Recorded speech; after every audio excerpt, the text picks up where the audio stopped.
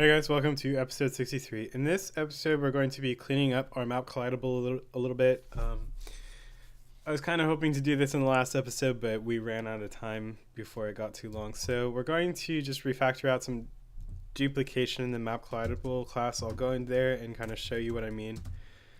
You guys probably know already. Inside of update y, we just have the same algorithm where we update the velocity, calculate the delta, then check the delta, and then we get this side, the direction of our motion. And then depending on, let's say for this example, the direction is the bottom side, so we do a bottom collision. And then we see if there's a collision, then we update y's position based on maybe position and the bottom of our collision rectangle. And then we do another on collision with direction and then update the y plus equals delta. So it's like all of these, we do this same algorithm 4 different types. We do it for the opposite direction too. We do this same algorithm 4 different times for each direction, and it's just really wasteful and ends up adding a lot of complexity to our code that we don't need. So what we need to change in order to fix this up is we have this collision rectangle which can generate a top collision or a bottom collision rectangle or what have you. So instead of just having top collision, we're going to do something like call collision and then give it a side, and the side we want to give it is the opposite direction. So that's the kind of cleanup we're going to be doing so that we can move this all into one function. So I'll go over the solution now. Now that we've had abstracted out the collision tile, this maybe position doesn't need to be calculated every time. It gets calculated when we check our collision. So it's all calculated for us now. So that's the big thing that's changed and what enables us to do this. So our rectangle is going to need to have a side method given a side type to either generate left side or right side or top side or bottom side. And our collision rectangle is also going to have a collision taking in a side in addition to the other 3 arguments that it's already taking in, the kinematics and the delta. And then we'll have an update method that will take in a kinematics as well as an axis type, just so we can calculate or determine the side that we need to call things with, and just put the algorithm in one place, and it'll just have the update x and update y call this single update method. So without any more talking, let's get started. So let's start in our rectangle class. Come on, rectangle. There we go. And let's create a side. And it's going to take in a side type, side. I think we'll need to include that, but yeah, let's do that now. Include side type.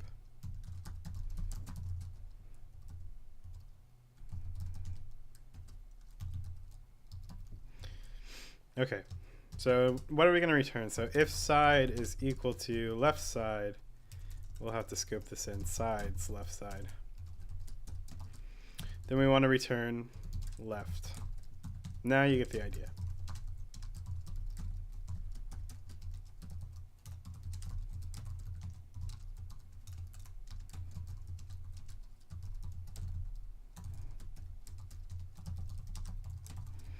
And finally return bottom in the last case. Okay, so that's done for our rectangle. Let's do the same kind of thing for our collision rectangle. And it's not going to be virtual because it doesn't need to be implemented. It shouldn't be re-implemented actually. So we're just going to create a rectangle collision. It's going to take in a side type side, as well as all the rest of these parameters, and it's still going to be const. And let's implement it, and it's going to be implemented almost the exact same as our rectangle. So I'm actually just going to grab that because nah, I'm not going to grab it. Just kidding. It's not similar enough. So we'll start if side is equal to sides side left. I'll copy and paste this, try this another way. I mean left side, right side, or top side. So in the first case, left side, let's return left collision. x, y, delta. Second case, let's return right collision. Third case, top collision. And then finally, bottom collision.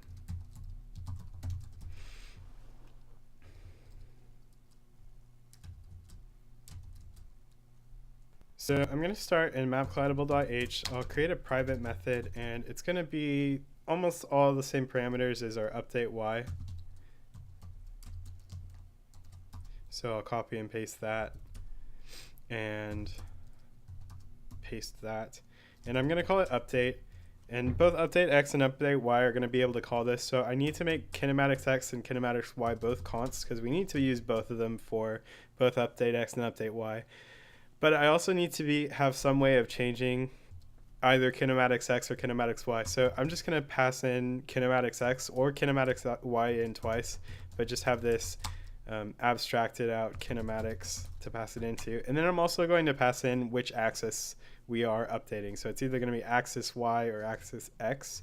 So I'll take an axis type and define it in a second. So let's define an enum axis type. This will just be x axis or y axis. Now we can go in and implement it. So I'm going to go down to the bottom and just paste it in.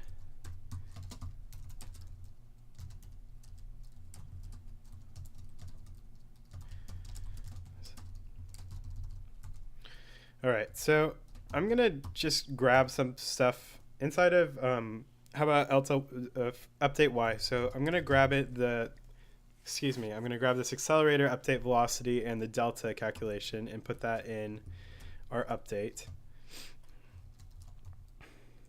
And I'll fix it up in a second. And then the other thing I'm going to grab is just inside of this delta greater than 0, it's the first time, is a good enough time where we use the algorithm. So we'll just work on it from here, and then we'll abstract things out. So let's work on abstracting this. Okay, so what's the velocity that we're going to want to update? We want to update this kinematics that's being passed in. So I'm going to change this accelerator.update velocity kinematics y to just kinematics. Axis, so then delta is going to be from not kinematics y anymore, but kinematics again. So we'll go through this line by line. Then we need to figure out which direction we're actually going to go in. It's no longer going to be just the bottom side. We have to figure it out from what axis we are using. So if axis is equal to x-axis, then we're going to either use the left side or the right side. So if delta, in this case, is greater than 0, then we are going to use the right side, so right side. Otherwise, we'll use the left side. And don't get confused, it's a nested ternary, and I don't usually do this, but in this case, I think it reads just fine, so I'm all right with doing it. So in the other case, we are using the y-axis, so we want to use the bottom side if delta is greater than 0. Otherwise, the top side.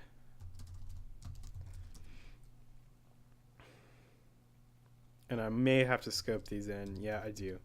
So I will scope these in real quick too.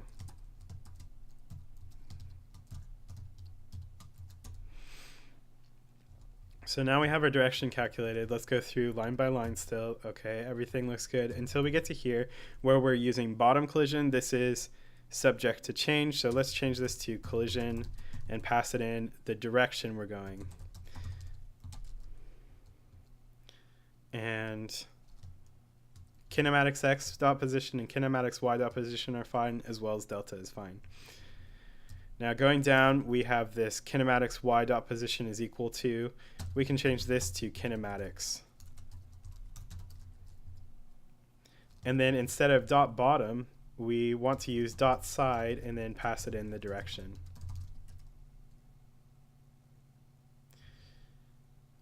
I don't think it would have a problem with this if I could spell kinematics correctly. Kinematics. Going down, direction is fine. Kinematics y, this should be kinematics being updated now. And we should get an error because kinematics y is const and we're trying to update it. Direction is fine. Opposite direction is fine. testing map collision. We're testing the top collision. This should change to test collision with the opposite direction.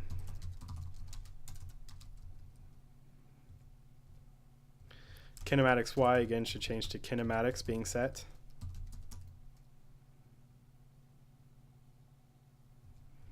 And go down to the end. Okay, so now there's one more thing I want to change while I'm in here, and you see I'm reassigning this maybe position, and now it's taking on a new meaning.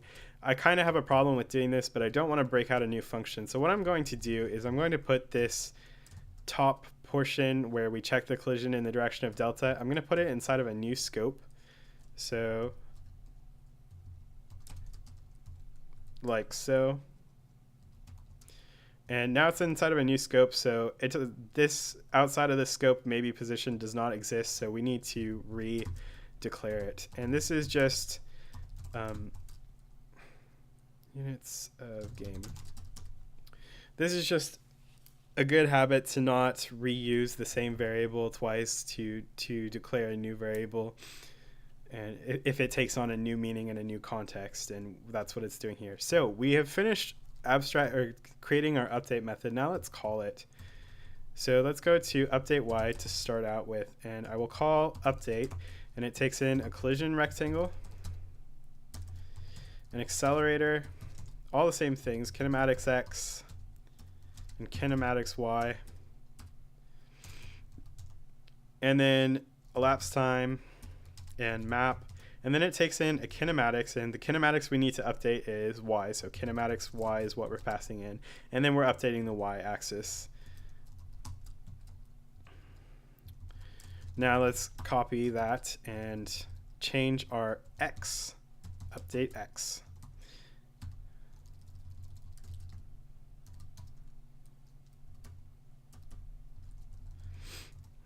So we're going to be updating our X, so let's change our kinematics Y to kinematics X, and then we're updating our X axis, so we'll change that to X axis. And then I think we should be done with this refactor, so I will build and run, and hopefully everything compiles. And if it does, work just fine, and we will have reduced, divided by 4, the complexity of, I mean, even more than divide by 4, because it's let's see. So not quite fixed yet. Kinematics X, kinematics Y. Let's see if I left a top in. Yep, I left a top in. No more bottom, so we need to also change this to side, opposite side. So no big deal. We just needed to test it out to see that I missed something. So that's not a big deal. I'm going to, I grepped for top and for bottom. See, opposite direction. So I grepped for top and bottom, and I didn't find any instances of it, so I think we're good there. So we'll try testing it some more. So it's always good to test your code after you do a refactor.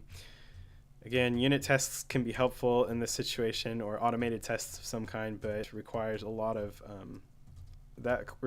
extra work sometimes. So yeah, that's it for this episode. Thanks for watching, guys. In the next episode, we'll be working on the tile type. So thanks for watching. Happy developing.